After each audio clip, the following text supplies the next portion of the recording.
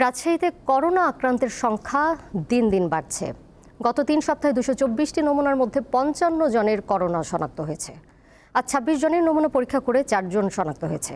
এখন পর্যন্ত করোনা শনাক্ত হয়েছে ৫৫ জনের শরীরে। পরীক্ষার হিসেবে করোনা শনাক্তের হার ২৪.৫৫%।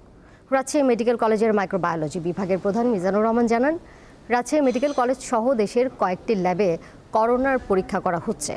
চলতি মাসের ২ জুন ১৫ জনের পরীক্ষায় ৯ জনের করোনা শনাক্ত হয়েছিল। তাদের অধিকাংশই ছিলেন চিকিৎসক।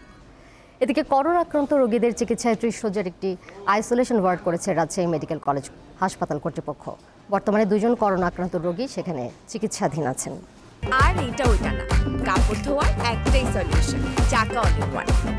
এ বিষয়ে বিস্তারিত জানাতে রাজশাহী থেকে যুক্ত রয়েছেন সহকর্মী ইউসুফ আদনান।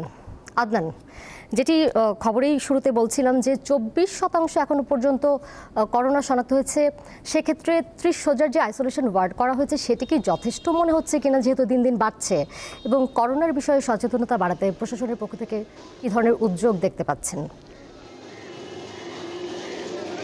দোলা, আপনি যেমনটি বলছিলেন যে আসলে যথেষ্ট কিনা, রাজশাহী মেডিকেল কলেজ হাসপাতাল কর্তৃপক্ষ ইতিমধ্যে পূর্ব প্রস্তুতি হিসাবে পর্যাপ্ত ডাক্তার নার্স রেখেছেন এবং একটি আইসোলেশন ওয়ার্ড তৈরি করেছেন, যেখানে ৩০ শয্যা বিশিষ্ট একটি বেড রয়েছে।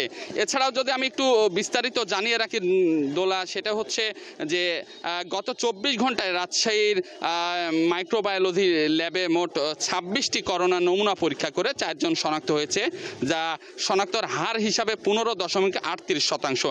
এছাড়াও গত ৩ সপ্তাহে রাজশাহীতে মোট ২২৪টি করোনা নমুনা পরীক্ষা করে ৫৫ জন শনাক্ত হয়েছে, যা এবং আমরা দেখেছি যে রাজশাহীর মাইক্রোবায়োলজি ল্যাবে গত ২৭শে মে প্রথম করোনা আক্রান্ত নমুনা পরীক্ষা করে প্রথম করোনা আক্রান্ত শনাক্ত করা হয় এবং এরপর থেকেই প্রতিদিনই এই ল্যাবে ২-১ জন করে শনাক্ত হচ্ছে।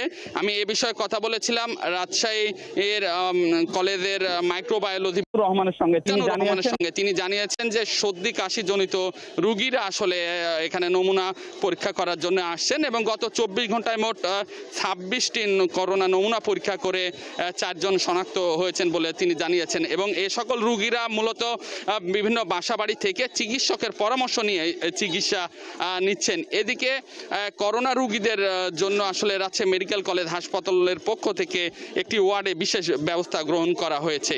আসলে এই ছিল আমার কাছে রাজশাহী থেকে সর্বশেষ খবর।